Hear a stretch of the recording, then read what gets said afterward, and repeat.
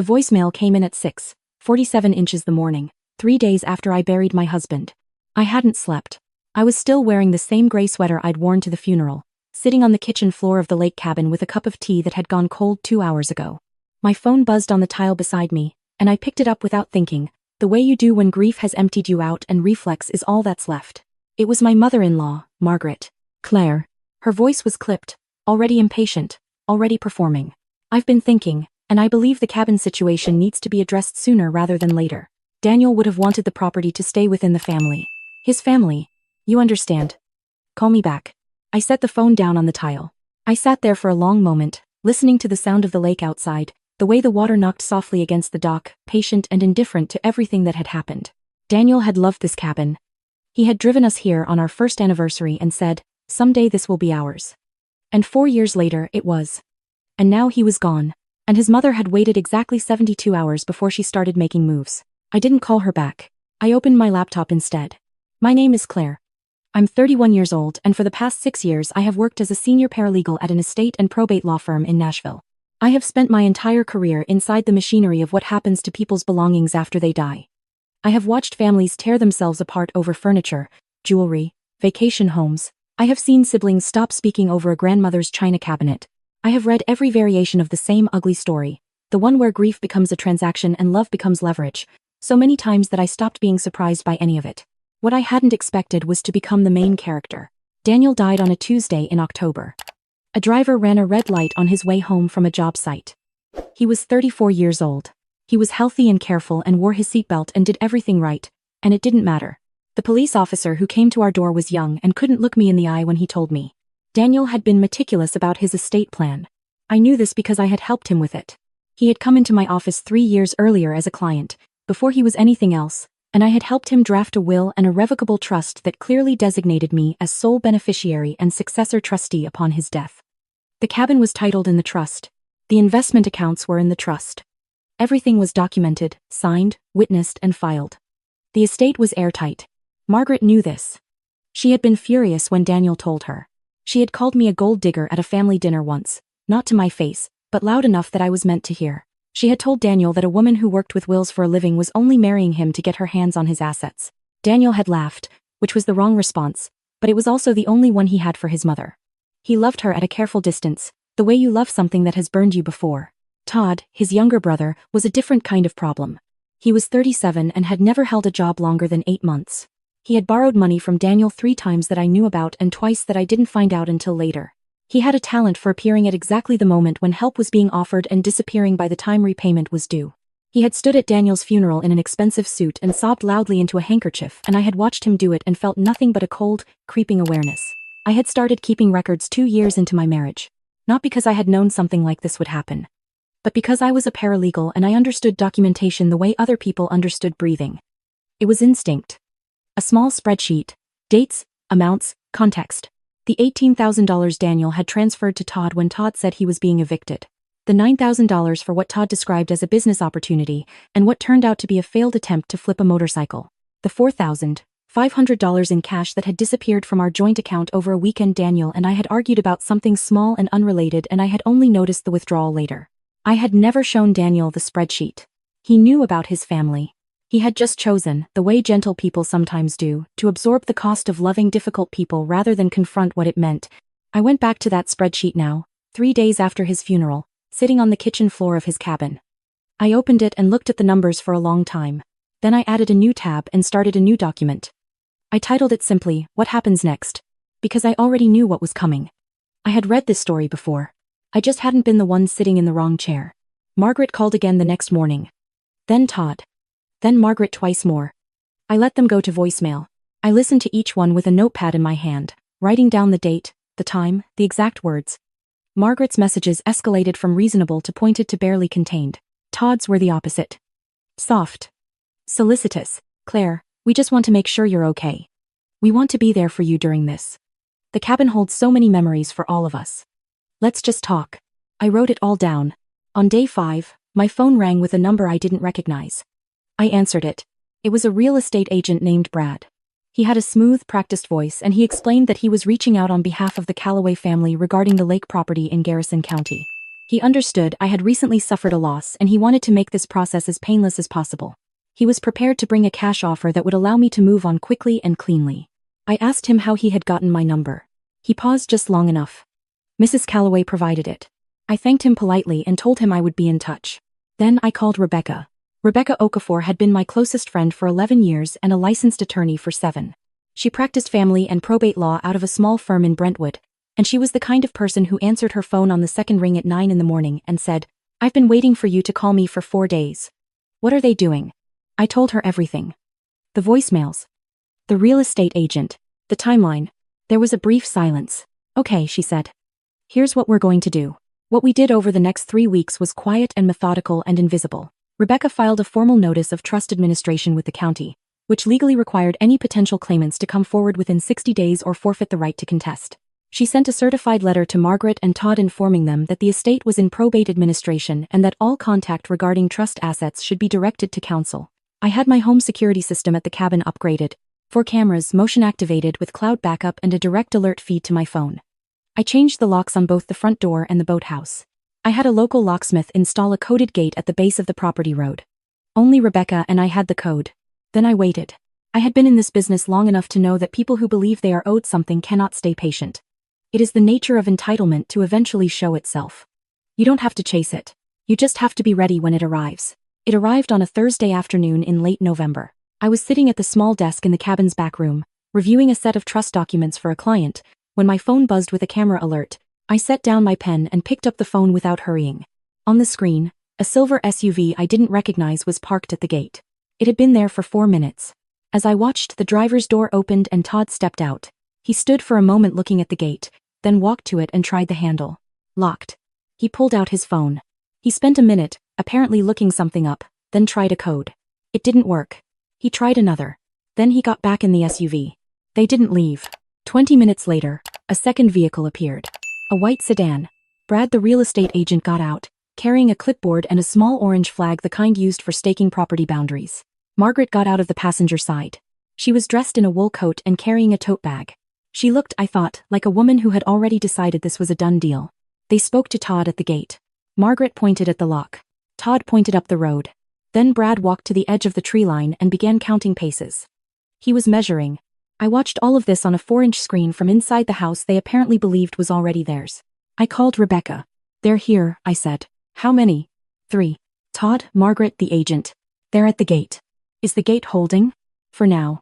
"Todd's tried 2 codes." "Good," she said. "Stay inside. Don't go out yet. Let them make the next move." The next move came 40 minutes later. I was watching the feed when Todd reappeared at the gate on foot, without the others. He had a bolt cutter. I watched him cut through the padlock on the gate. I took a screenshot. The timestamp was 2:47 p.m. Then I called Sheriff Hayes. I had met Sheriff Dale Hayes 6 weeks earlier, the week after Daniel's funeral, when I had driven to the county sheriff's office and introduced myself and explained, clearly and calmly, that I believed my in-laws intended to attempt to take possession of property titled in my name, and that I wanted to report my concerns in advance and provide him with copies of the trust documents so that there would be no ambiguity about ownership if a situation arose. Sheriff Hayes had listened carefully. He was a patient man with a gray mustache and the manner of someone who had heard enough family disputes to take all of them seriously. He had taken the documents. He had noted the file, and he had told me to call him if anything happened. I called him now. "They're on the property," I said. Todd cut the gate lock. "I have it on camera. Margaret and the real estate agent are with him. Are you safe inside the cabin?" "Yes." "Stay there. Don't engage. We're 10 minutes out." I went back to the camera feed. Todd had gotten the gate open and both vehicles had pulled through. They parked in the gravel area in front of the cabin. Margaret stepped out and stood looking at the exterior of the building with an expression I recognized from the voicemails. Proprietary. Satisfied. As though a decision had already been made and the only remaining task was paperwork. Brad walked the perimeter of the cabin with his clipboard, making notes and occasionally photographing the exterior. He placed 2 of the orange flags at the corners of the property boundary markers. Todd tried the front door. It was deadbolted. He tried the handle, then put his shoulder into it once, testing. He pulled out his phone and called someone. I watched him speak, watched his expression change from confident to irritated. Then he walked to the boathouse. The boathouse lock held. He tried it twice. He went back to the main door. He and Margaret spoke for a moment. Then Todd walked around the side of the cabin to the back deck. I switched to the rear camera feed. He tried the sliding glass door. I had a secondary bar lock on the interior track that a key couldn't reach. It didn't move. He went back to the front. I saw him say something to Margaret. She opened her tote bag and handed him something. A hammer.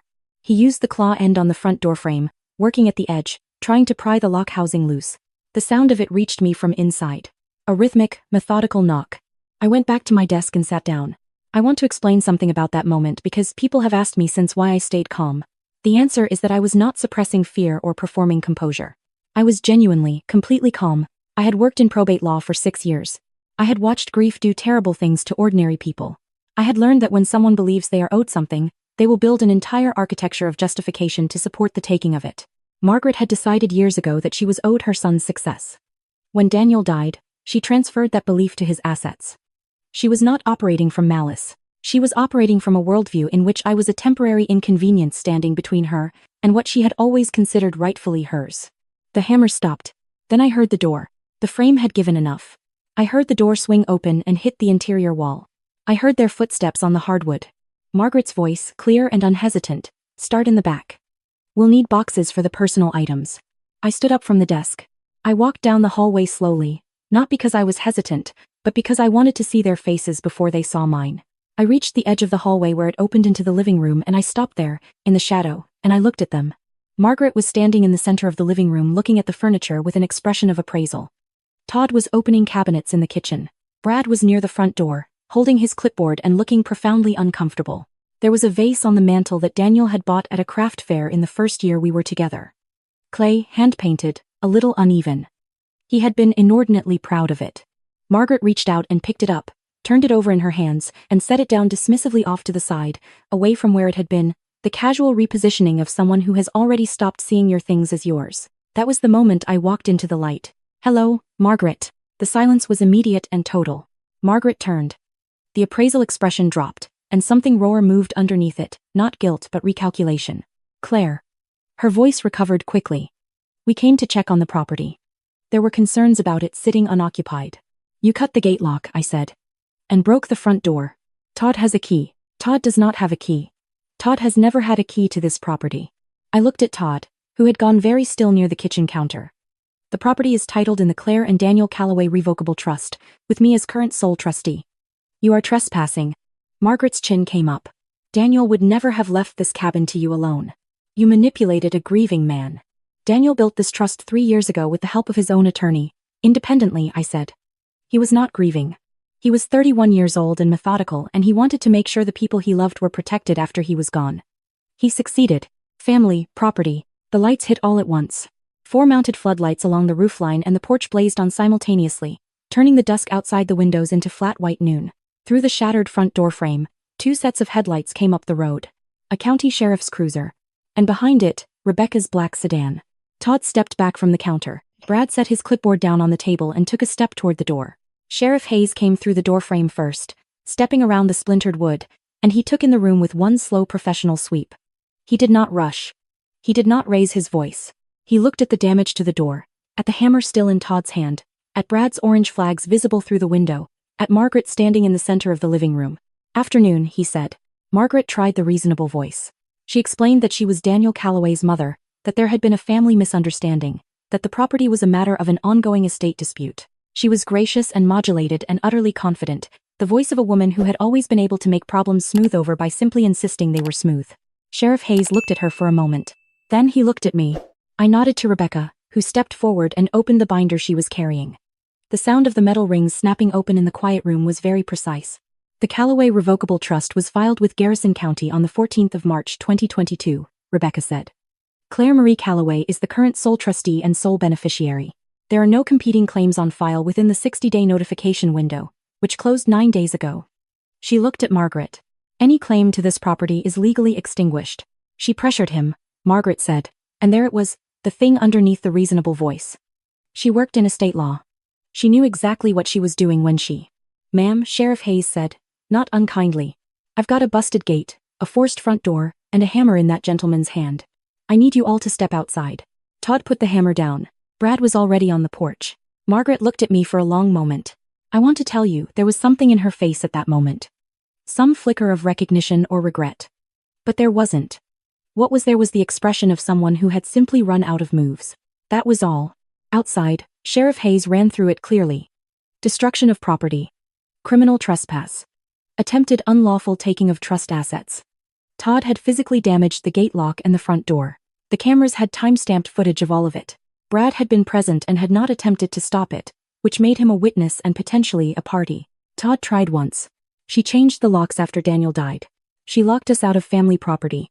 It's not family property, the sheriff said. I have the trust documents in my vehicle. I've had them for 6 weeks. He looked at Todd evenly.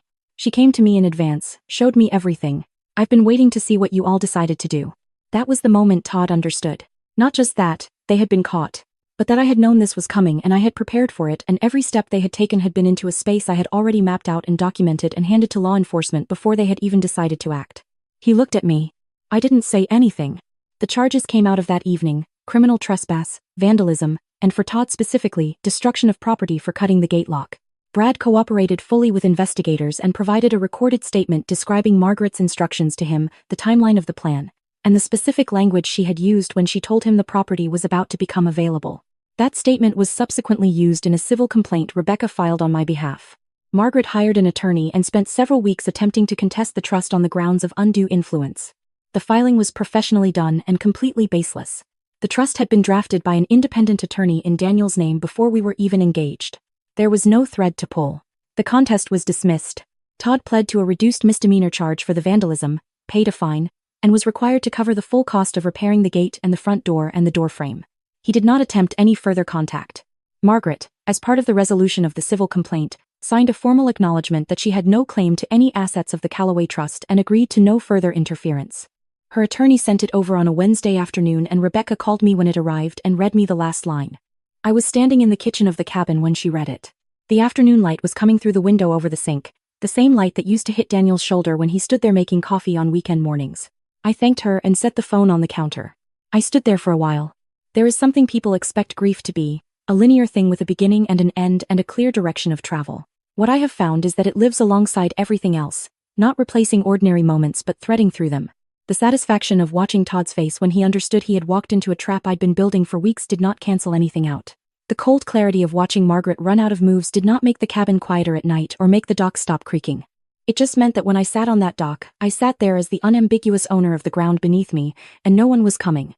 I want to be precise about something, because I've thought about it a lot. I was not trying to punish them. That is not what any of that was about. What I was doing was the only thing I had ever known how to do, which was read the situation clearly, document everything, and make sure the legal reality matched the actual reality before someone else had a chance to scramble them. I had spent 6 years doing it for other people's families. The one time I needed to do it for my own, I did it the same way. Methodically. Without anger, with a spreadsheet and a phone call and a trust document that had been sitting in a county filing cabinet for 3 years waiting to do exactly the job it was designed to do. Daniel had trusted me to be careful. With his things and with myself. I tried to be. The cabin is mine now in a way that is quiet and complete. I have repaired the doorframe. The gate has a new lock and I am the only one with the code, except for Rebecca, who comes up on the occasional weekend and sits on the dock with me and doesn't feel obligated to say much. There's a box of Daniel's things on the shelf in the back room. His watch. A photograph from our first anniversary. The clay vase from the craft fair. Back on the mantle where it belongs. I am not over losing him. I don't expect to be for a long time. But the cabin is intact. The trust is intact. The people who tried to take what was not theirs learned, in the most precise and documentable way I could arrange, that this particular woman had been in the business of closing exactly those kinds of loopholes for a very long time. They thought I was a widow sitting alone in an empty house waiting to be managed. They forgot that I had built the lock on the door myself. And I had been waiting on the other side of it the whole time.